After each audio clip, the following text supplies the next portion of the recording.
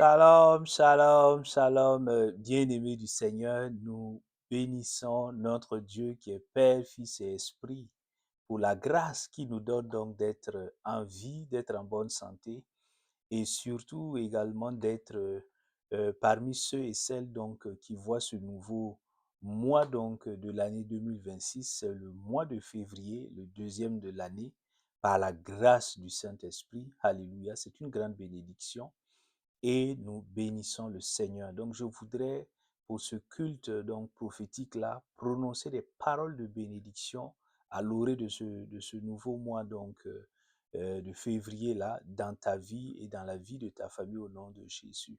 Je prie dans l'autorité du nom de Jésus et je déclare que toute programmation satanique contre ta vie pour ce mois-là et pour donc concernant ta famille, je déclare que ces programmations sataniques sont annulées par le sang de Jésus-Christ de Nazareth. Je proclame la manifestation visible, tangible de la bénédiction de Dieu dans ta vie. La bénédiction de Dieu qui enrichit à tous égards et qui n'est suivie d'aucun chagrin au nom de Jésus-Christ de Nazareth, que tu expérimentes la bénédiction de Dieu dans chaque aspect, dans chaque domaine, dans chaque dimension de ta vie. Au nom de Jésus-Christ de Nazareth. Amen. Alléluia. Je proclame la paix de Dieu dans ta vie. Je proclame la paix de Dieu dans ta famille. Je proclame la paix de Dieu dans nos nations au nom de Jésus. Amen. Alléluia. Et donc, je voudrais rappeler que cette année, le Seigneur nous donne comme thème de l'année de la restauration pour la gloire de Dieu. Amen. Et donc, nous avons commencé pas à pas, depuis le mois de janvier, à voir ce que veut dire la bénédiction de la restauration. Amen. Le Seigneur Saint-Esprit nous a conduits et il nous a montré justement que le Seigneur, la volonté de notre Dieu, c'est que, alléluia, toi et moi, nous soyons restaurés à tous égards, à tous égards.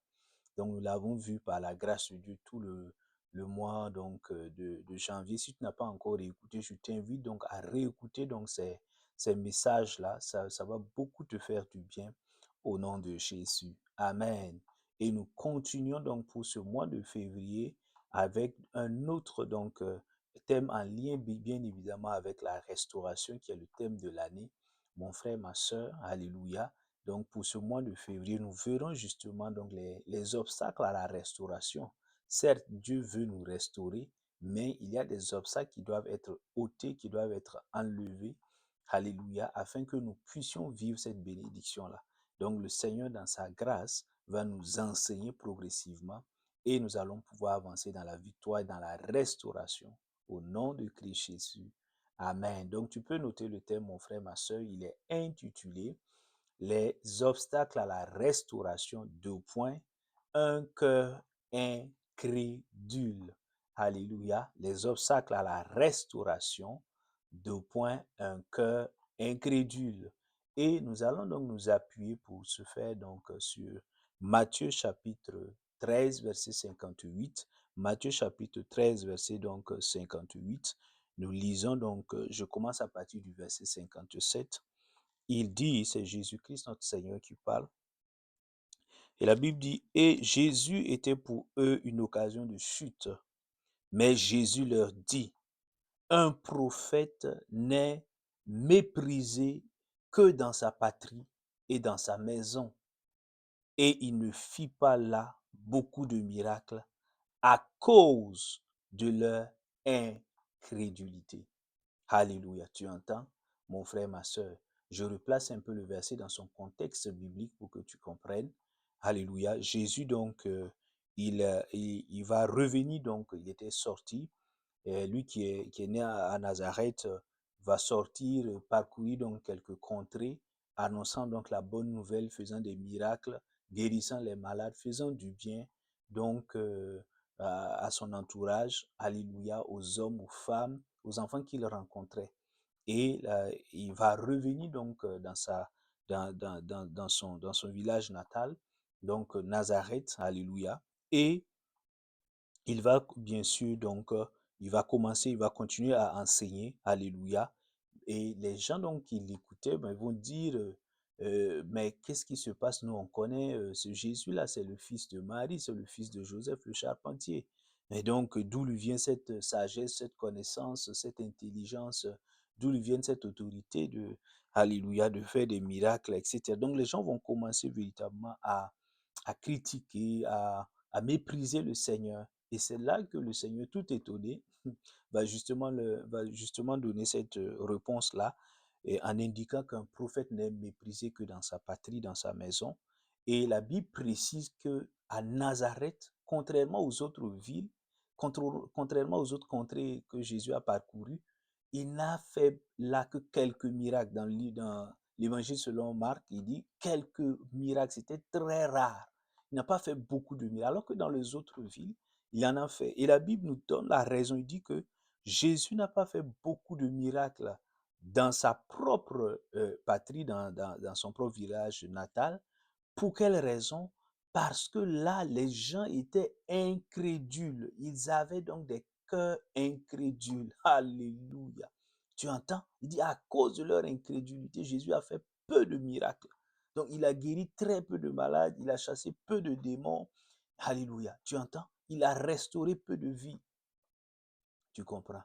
Et donc, voici l'importance donc de comprendre que là, avoir un cœur incrédule peut véritablement être un obstacle à, alléluia, à la réception de la bénédiction, de la restauration dans nos vies. Donc, il faut vraiment être attentif, attentive à ce point-là, cet aspect-là, mon frère, ma soeur, pour que toi et moi, nous n'ayons pas des cœurs incrédules, alléluia, et que nous puissions avoir des cœurs remplis de foi au nom de Jésus. Je prie que nous puissions donc alléluia, avoir des cœurs remplis de foi au nom de Jésus. Amen. Alors, nous allons voir quelques points dans ce message-là et tu peux le noter. Alléluia. Donc, nous verrons d'abord la définition. Qu'est-ce qu'un cœur incrédule? Ensuite, nous allons voir justement les cas donc où l'incrédulité peut être véritablement, pourrait être un obstacle donc à la réception de la bénédiction, la restauration. Nous allons voir en troisième point dans quelle situation, quand on prend la Bible là, à la lumière de la parole de Dieu, dans quel cas l'incrédulité, ou du moins la foi ici, alléluia, peut être un facteur de restauration, peut conduire à la restauration. Et enfin, quatrième point, il s'agirait de voir quelles peuvent être les réactions d'un enfant de Dieu face à l'incrédulité. Lorsque nous sommes face à des cœurs incrédules, que devons-nous faire? Alléluia. Donc, premièrement, tu peux noter rapidement, mon frère, ma soeur, qu'est-ce qu'un cœur incrédule ou une personne incrédule? C'est la même chose. Alléluia. Donc, alors tu peux noter qu'un cœur incrédule, là, nous allons voir quelques aspects et avancer par la grâce du Seigneur. Un cœur incrédule est un cœur qui rejette le règne de Dieu sur la personne. Alléluia. Sur la personne, la famille, la nation. Alléluia. Et c'est ça, effectivement. Tu comprends, mon frère, ma soeur. Donc, un cœur incrédule, c'est un cœur qui rejette la souveraineté, qui rejette la suprématie, le règne de Dieu. Alléluia. Oui. Lorsque la personne dit, moi je ne crois pas en Dieu, la personne dit, moi je ne crois pas du tout en la Bible, en la parole de Dieu. Alléluia. La personne est en train de rejeter Dieu, le règne. Je ne veux pas que je suis mon propre souverain, je suis, non, voilà. C'est moi qui suis, je suis autonome, je suis responsable de tout dans ma vie, etc. Donc la personne rejette le règne de Dieu. Alléluia. Contrairement à la prescription de Jésus qui dit, quand vous priez, dites, Seigneur, que ton règne vienne sur nos vies. Est-ce que tu comprends? Donc, et nous l'avons vu avec le cas d'Israël, tu peux le noter, 1 Samuel 8, verset 7. 1 Samuel 8, verset 7, nous voyons véritablement la nation d'Israël qui rejette le Seigneur. Oui, et Dieu va être étonné, il va dire à son serviteur, le prophète Samuel, non, ce n'est pas toi qui rejette, c'est moi qui le rejette en réalité. Alléluia. Donc Dieu va véritablement faire ce constat-là que ce peuple-là le rejette en cette époque. Est-ce que tu comprends? Et donc ça, c'est le premier point. Le deuxième point d'un cœur, comment identifier un cœur incrédule? C'est un cœur qui rejette la parole de Dieu. Dans Jean 1, là, il dit que au commencement était la parole était avec Dieu et la parole était Dieu. Tu comprends, mon frère, ma soeur? Donc, celui qui rejette la parole de Dieu, les saintes écritures, la Bible, rejette Dieu, car Dieu est sa parole. Alléluia. Et nous le voyons très clairement dans 1 Thessaloniciens chapitre 4, verset 8. Nous n'allons pas le lire. Tu peux donc le parcourir donc pour comprendre cela, mon frère, ma soeur. 1 Thessaloniciens chapitre 4, verset 8. Donc, deuxième élément aussi distinctif là, d'une personne donc ou d'un cœur incrédule, c'est un cœur qui rejette la parole de Dieu. Donc, lorsqu'on prêche la parole de Dieu, on enseigne la parole de Dieu, il dit non, je ne veux pas écouter ce genre donc de parole, ça ne m'intéresse pas. La personne donc met de côté. Alléluia. Elle pourrait être à l'église, la personne.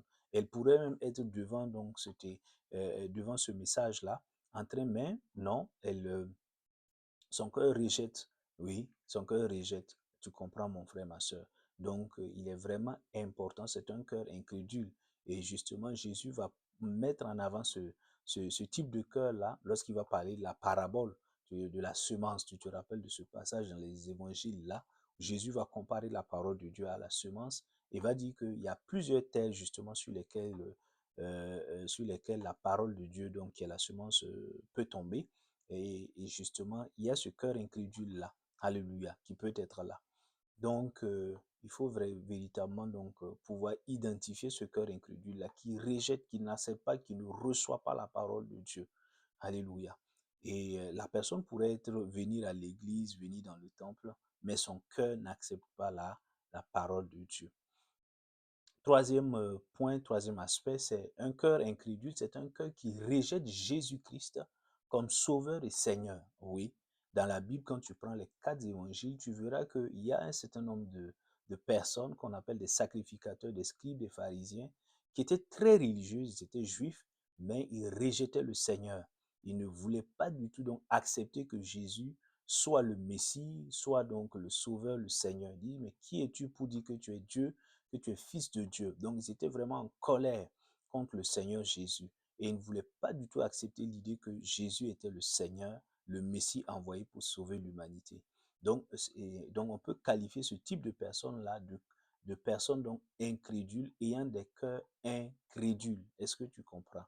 Et donc, la personne pourrait aujourd'hui être une personne qui vient également à l'église ou même qui est une personne religieuse qui voit Jésus comme un simple prophète, oui, un envoyé de Dieu, que Dieu a envoyé pour annoncer donc la bonne nouvelle, etc.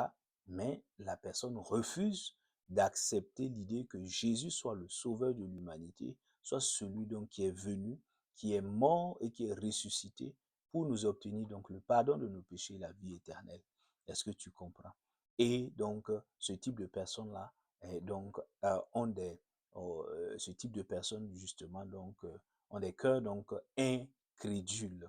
Alléluia. Alors, pourquoi une personne pourrait avoir eu un cœur incrédule? Il y a plusieurs raisons donc qui pourraient expliquer cela.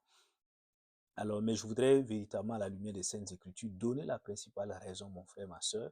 Et cela est éclairé donc par 2 Corinthiens chapitre 4, verset 4. Cela est soutenu donc par ce verset-là. 2 Corinthiens chapitre 4, verset 4 nous dit clairement que c'est parce que justement donc la personne, alors donc elle est aveuglée par Satan. 2 Corinthiens chapitre 4, verset 4. Je lis rapidement la parole de Dieu. Il dit, je commence à partir du verset 3, il dit, si notre évangile est encore voilé, il est voilé pour ceux qui périssent, pour les incrédules dont le Dieu de ce siècle, c'est Satan, a aveuglé les pensées, afin qu'ils ne voient pas resplendir le glorieux évangile du Christ, qui est l'image de Dieu. Tu entends?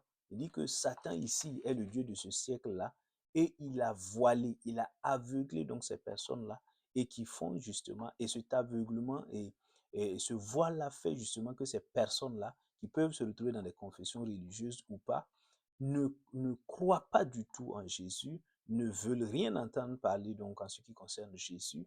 Donc, et donc ceci explique cela, mon frère, ma soeur. Est-ce que tu comprends? Je prie que si tu es dans ce cas-là, je prie que le voile maintenant que Satan avait posé sur ton cœur pour t'empêcher de croire en Jésus-Christ, que ce voile soit ôté au nom de Jésus. Que ce voile soit ôté au nom de Jésus. Que tu puisses voir Christ comme sauveur et comme Seigneur. alléluia, que tu puisses le recevoir dans ton cœur, dans le nom de Jésus, afin d'obtenir la vie éternelle, afin d'obtenir le pardon de tes péchés. Au nom de Christ Jésus. Amen. Alors, deuxième grand point, tu peux le noter. Quels sont les cas dans la Bible, quels sont les cas où l'incrédulité a empêché donc la restauration? Oui, il y a des cas justement, et la Bible en parle. Nous allons voir quelques cas. Nous ne serons pas exhaustifs, juste quelques exemples illustratifs et nous allons avancer. Le premier cas, donc, nous voyons dans l'Ancien Testament avec un roi d'Israël qui s'appelle donc Jéroboam. D'accord, Jéroboam. Donc, tu notes la référence 1 Roi chapitre 14, verset 9 à 11. 1 Roi chapitre 14, verset 9 à 11. Nous voyons un roi qui s'appelle Jéroboam, qui va rejeter Dieu, qui va rejeter l'Éternel. Alléluia. Et Dieu va envoyer donc un de ses prophètes donner la sentence, donner donc un arrêt en disant, voici, parce que tu as rejeté l'Éternel, toi qui étais roi, ta royauté va finir, et deux, ta postérité va recevoir des malédictions, des malheurs. Donc, on va citer beaucoup de cas. Donc, tu peux noter, tu peux voir cette référence 1 Roi chapitre 14, verset 9 à 11. Donc, ici, Jéroboam donc, a eu un cœur incrédule. Il a rejeté le Seigneur. Il n'a pas cru donc, alléluia, en l'Éternel, le Dieu vivant. Il a rejeté. Il est allé auprès donc de faux dieux.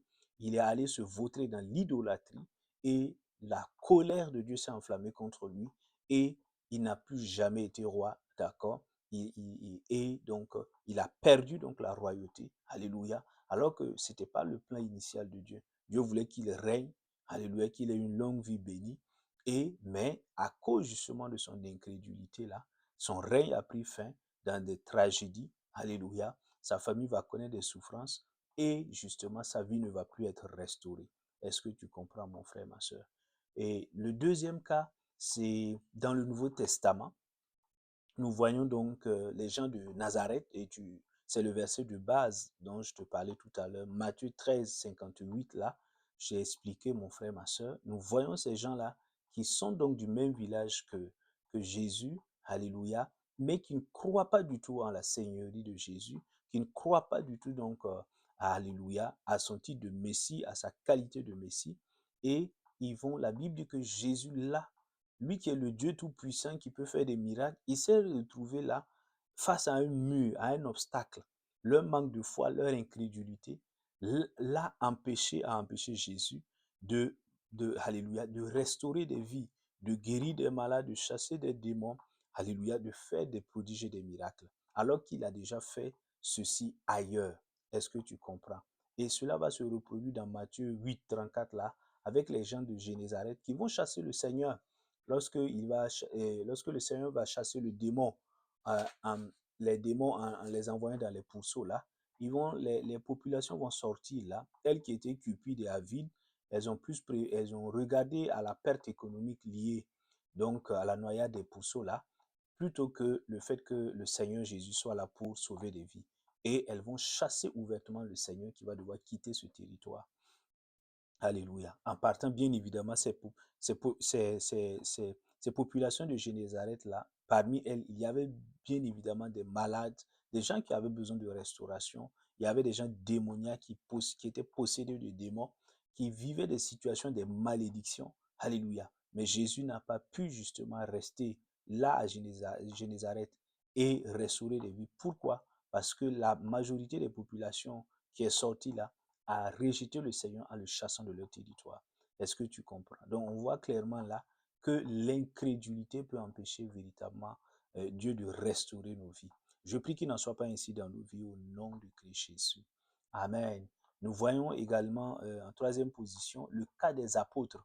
Ça, ce ne sont plus les populations, ce sont les vases que le Seigneur peut utiliser donc pour restaurer les vies. Ces vases-là même, pour plusieurs raisons, peuvent manquer de foi, peuvent tomber dans l'incrédulité. Donc, on voit des apôtres qui suivaient le Seigneur, que le Seigneur Jésus avait appelé, mais face à des situations donc où ils devaient chasser des démons. Alléluia, c'est le cas, tu peux le lire dans Matthieu 17, 20. Alléluia, un homme avait donc un enfant et cet enfant donc était oppressé par un démon. Et il vient voir donc justement les apôtres et il explique la situation. Donc, les apôtres tentent de chasser le démon, mais le démon refuse. Donc, ils n'arrivent véritablement pas à chasser ce démon-là et à restaurer la santé donc de l'enfant. Qu'est-ce qui va se passer? Et ce monsieur-là va véritablement venir vers Jésus et lui expliquer donc la situation. Et Jésus véritablement va donner, va réagir en leur disant, mais vous les apôtres, vous êtes vraiment, il va leur faire ce reproche-là, il dit, mais vous êtes une race d'incrédules, vous n'avez pas de foi. Alléluia. Mais il dit, et les apôtres eux-mêmes ne comprenaient pas, mais Jésus lui dit, vous n'êtes pas arrivé, vous n'êtes pas parvenu à chasser ce démon-là parce que il vous manque la foi en moi. Vous ne croyez pas véritablement en moi, à ma puissance, à mon amour, à ma miséricorde. Est-ce que tu comprends? Et là, alléluia, Jésus va chasser ce démon-là. Donc, nous voyons à travers ce passage-là, mon frère, ma soeur, Matthieu chapitre 17, verset 20, que les apôtres, dans certaines situations, ont manqué de foi, ont été incrédules. Et par là, les apôtres n'ont pas pu être des vases que Dieu allait utiliser pour restaurer des vies, pour restaurer la santé, pour restaurer donc des situations. Est-ce que tu comprends, mon frère, ma soeur? Et alléluia. Et donc, il est vraiment important donc, que tu puisses comprendre cela. Je prie dans le nom de Jésus que tu puisses recevoir, alléluia, que tu puisses être rempli de foi dans le nom de Jésus, que tu puisses croire profondément au Seigneur Jésus, accepter donc la Seigneurie de Jésus et marcher dans cette foi au Seigneur Jésus et voir ta vie être restaurée dans le nom de Jésus. Je prie qu'il en soit ainsi par la puissance du Saint-Esprit. Amen. Alors, le troisième point, nous voyons justement une situation contraire. Quelles sont les situations où la foi en Jésus a conduit à la restauration? Alléluia. Quelles sont les situations où la foi en Jésus a conduit à la restauration? Nous voyons, je cite rapidement trois cas. Il y en a plusieurs, mais juste quelques exemples illustratifs pour que nous puissions comprendre l'importance d'avoir la foi, de ne pas avoir des cœurs incrédules, mais d'avoir des cœurs qui croient profondément au Seigneur Jésus. Alors le premier cas, si tu le connais, c'est le cas de la femme qui avait une perte de sang depuis 12 ans. Alléluia. Je te donne la référence, Matthieu chapitre 9, verset 22. Matthieu chapitre 9, verset 22. La Bible dit que la femme s'est dit, quand elle a vu Jésus passer, alléluia, elle s'est dit en elle-même que si elle arrivait simplement à toucher le bord du vêtement, pas que Jésus lui parle, simplement le fait de le toucher, elle recevrait sa guérison. Cela donc, cette parole intérieure qu'elle s'est dite là, était motivée par sa foi. Alléluia. Elle n'était pas du tout incrédule, elle était remplie de foi. Waouh, quelle grâce, quelle bénédiction. Et c'est ce que le Seigneur veut pour toi et pour moi. Alléluia. Pendant 12 ans, la Bible dit que cette femme-là, alléluia, elle avait cette maladie-là. Elle a utilisé toutes ses ressources financières. Les médecins n'arrivaient pas à guérir. La médecine classique, conventionnelle, n'arrivait pas à guérir cette femme-là. Elle était dans une sorte d'hémorragie, alléluia, pendant plus d'une dizaine d'années. Est-ce que tu comprends, mon frère, ma soeur? Je ne sais pas quelle maladie donc t'oppresse depuis des années, mais je sais que si tu places ta confiance au Seigneur Jésus, si tu enlèves cette incrédulité de ton cœur et que tu laisses la foi de Dieu habiter en toi, tu vas recevoir ta guérison. Au nom de Jésus-Christ de Nazareth. De la même manière que cette femme-là a reçu sa guérison, pendant que tu entends ce message-là et que ton cœur est rempli de foi au Seigneur Jésus, je déclare que tu reçois ta guérison. Que ce soit toi, ton enfant, ton frère, ta soeur, ton père, ta mère, peu importe, un proche, une amie, un ami, et la personne reçoit à l'instant même par la puissance du sang de Jésus, elle reçoit la guérison, quelle que soit la maladie. Le pouvoir de la maladie est brisé par le sang de Jésus-Christ. Elle reçoit la guérison. Tu reçois la guérison au nom de Jésus, dans ton corps, dans ton âme et dans ton esprit, au nom de Christ Jésus. Amen. Alléluia. La Bible dit que cette femme-là, justement, en ayant cru au Seigneur Jésus, en sa puissance, en son amour, en sa miséricorde, elle a touché le bord du vêtement et elle a été restaurée dans sa santé. Elle qui était malade depuis plus d'une dizaine d'années, elle a été restaurée. Sa santé est revenue. Alléluia. Et le Seigneur va dire clairement à cette femme-là, va, ta foi t'a guéri, c'est ta foi qui t'a guéri. Alléluia. Tu comprends, mon frère, ma soeur? L'importance d'avoir un cœur rempli de foi et qui n'est pas et qui est loin donc de l'incrédulité. Est-ce que tu comprends? Le deuxième cas, nous le voyons avec un homme, alléluia, qu'on appelle un centenier, un militaire. Alléluia. Son serviteur était malade. Luc chapitre 7, versets 6 à 10.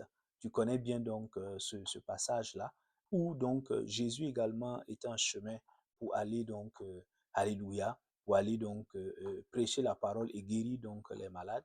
Et là, le centenier donc a cette bonne nouvelle-là que le Seigneur passe par là et justement, il envoie dire, demander au Seigneur, Alléluia, de dire simplement, Alléluia, de dire simplement un mot. Est-ce que tu comprends? Un mot. Alléluia. Il dit, mais lui n'est pas dit que le Seigneur vienne dans sa maison. Il est un pécheur. Il n'est pas dit, mais lui croit que le Seigneur Jésus, il est le maître, il est le souverain maître. Il est, Alléluia. Il est donc celui, le restaurateur. Il est celui qui guérit. Donc, simplement, s'il dit un mot, la nature va obéir. La maladie va partir et la personne sera restaurée dans sa santé. Donc, le centenier comprenait cette réalité et ça a touché le cœur de Jésus. Jésus dit, même en Israël, lui n'a pas trouvé un homme ayant une si grande foi. Alléluia, tu vois. Jésus a caractérisé cette personne en disant, c'est un homme qui a une grande foi. Est-ce que toi et moi, nous avons cette grande foi au Seigneur Jésus? Dans les situations que nous traversons, Alléluia, est-ce que nous avons cette grande foi dans notre Seigneur Jésus? Oh, je prie qu'il en soit ainsi. De la même manière que le centenier romain avait cette grande foi-là, au Seigneur Jésus, que nous puissions avoir cette même grande foi au nom de Jésus. Amen. Et Jésus a été touché. Et il a dit simplement, Alléluia, et que cela soit fait également selon sa foi. Et effectivement, quand ils sont partis, ils ont regardé et ils ont vu que, Alléluia, le serviteur du centenier avait, à l'heure où Jésus avait prononcé cette parole-là, le serviteur avait reçu sa guérison et il avait été restauré dans sa santé. Alléluia. Alléluia. Et le troisième cas, mon frère, ma soeur, c'est le cas de la femme syrophénicienne que tu connais très bien dans Marc chapitre 7, versets 26 à 30. Marc chapitre 7, versets 26 à 30. Donc c'est une femme, alléluia, qui n'était pas juive, qu'on peut considérer comme une païenne, alléluia, mais qui avait une fille là, qui était oppressée par des démons. Est-ce que tu comprends? Elle va venir, elle va demander le secours du Seigneur. Et le Seigneur va lui dire, avec des paraboles, avec sous forme imagée, le Seigneur va lui dire, bon, moi, en fait, je n'ai été envoyé d'abord qu'aux Juifs. Donc, je ne peux pas m'occuper de des personnes qui ne sont pas des Juifs, des personnes juives. Alléluia. Et la femme va dire, mais ce que les Juifs peuvent recevoir comme bénédiction là, nous qui ne sommes pas Juifs là, nous pouvons aussi profiter de cela. Et cela va toucher le cœur du Seigneur parce que ces paroles ont été motivées par la foi que le Seigneur Jésus était le restaurateur, celui qui a la puissance donc de chasser les démons et de guérir donc des personnes malades. Alléluia. Et le Seigneur va lui dire, va, ta fille est guérie. Et effectivement, quand elle est rentrée, sa fille avait reçu la guérison. Le démon était parti et sa fille était guérie. Alléluia. Oh, je prie dans le nom de Jésus que peu importe la situation que tu traverses actuellement, je prie que ton cœur soit rempli de foi au nom de Jésus afin que ta vie soit restaurée dans cette situation au nom de Jésus-Christ de Nazareth. Amen. Et pour terminer, mon frère, ma soeur, la Bible, donc, on peut se poser la question de savoir que pouvons-nous faire en tant qu'enfants de Dieu lorsque nous faisons face à l'incrédulité des gens. Oui, parce que nous sommes enfants de Dieu. Alléluia. Nous prêchons la parole de Dieu. Nous témoignons de Jésus-Christ de Nazareth. Alléluia. Et à notre entourage. Et ce n'est pas tout le monde qui croit au Seigneur Jésus. Donc, nous allons faire face à des incrédules. Nous aurons donc à faire face à des cœurs incrédules. Que devons-nous faire lorsque nous sommes dans cette situation? La Bible donc donne deux réactions possibles et nous recommande donc ces deux réactions-là. La première réaction, c'est de nous retirer donc de ces personnes incrédules. Alléluia, oui, ça peut paraître une réaction un peu étonnante, mais elle est recommandée par la parole de Dieu et nous le voyons avec l'exemple donc de l'apôtre Paul. Actes chapitre 19, mon frère, ma soeur. Actes chapitre 19 là, verset 9. Qu'est-ce qu'il dit? La Bible dit que Paul entra dans la synagogue où il parla ouvertement. Pendant 3 mois, il s'entretenait avec eux et les persuadait en ce qui concerne le royaume de Dieu.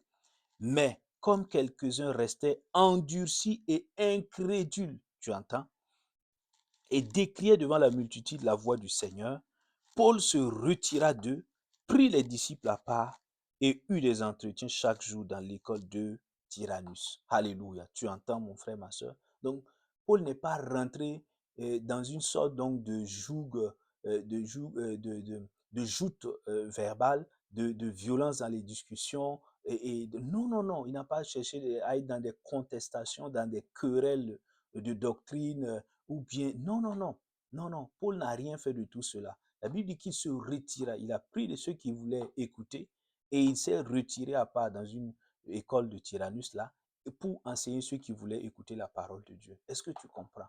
Et c'est aussi ce dont face à des gens qui vont venir nous agresser verbalement, nous dire des choses, alléluia, parce qu'elles ne croient pas au Seigneur Jésus, nous devons donc à faire preuve de maîtrise de nous-mêmes, alléluia, nous retirer, alléluia, et ne pas entrer dans une sorte de confrontation verbale, alléluia. Après avoir simplement dit la parole de vérité, nous nous retirons simplement pour continuer à exercer la mission à laquelle le Seigneur nous a appelés. Donc voici la première réaction de sagesse que la Bible donc, nous recommande.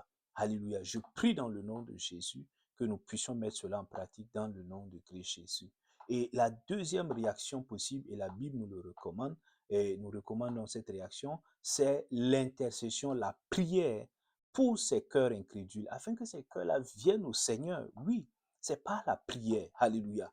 Dieu ne veut pas que ces personnes-là meurent sans le salut, parce que Christ est venu. Il dit, Alléluia, il n'est pas venu donc pour les bien portants, il est venu pour les malades. Alléluia. Alléluia. Et il n'est pas venu pour ceux qui sont dans la bergerie, il est venu pour ceux qui sont hors de la bergerie. Est-ce que tu comprends? Et ces incrédules sont hors de la bergerie. Ce sont des brebis perdues du Seigneur. Comment ces brebis vont venir au Seigneur? C'est par la prière, par l'intercession. Alléluia. Et c'est toi et moi en tant qu'enfants de Dieu qui devons donc, c'est nous qui devons intercéder pour leur salut. Est-ce que tu comprends? Donc, la Bible donc, nous recommande cette intercession-là pour le salut des incrédules. Et c'est ce que l'Église a fait pour le cas de Paul. Alléluia. Paul n'était pas Paul, il s'appelait Saul de Tarse. Il était un juif zélé qui persécutait les chrétiens. Alléluia. Jusqu'à sa rencontre avec le Seigneur sur la route de Damas. Tu connais bien cette histoire. Et Paul lui-même va le dire. Alléluia. Il dit, mais vous connaissez mon passé. Donc, il le dit, mon frère, ma soeur, nous allons lire dans 1 Timothée 1 Timothée, donc, chapitre 1 Timothée, Alléluia, 1 Timothée, chapitre 1, verset 13, là, nous voyons Paul, justement, qui explique que lui, il n'était pas, donc, il n'était pas ce saint-là, il était donc un persécuteur, donc, de l'Église, mais grâce, donc, à la prière et à l'intercession, le Seigneur lui-même, il a reçu le salut et il a commencé à témoigner de Jésus. Donc, tu vois la puissance de la prière d'intercession, mon frère, ma soeur, qui peut amener donc au salut et à la conversion des âmes. 1 Timothée chapitre 1, verset donc 13. Qu'est-ce qu'il dit? Paul dit là-bas, il dit, je rends grâce à celui qui m'a fortifié, le Christ Jésus notre Seigneur, de ce qu'il m'a estimé fidèle en m'établissant dans le service.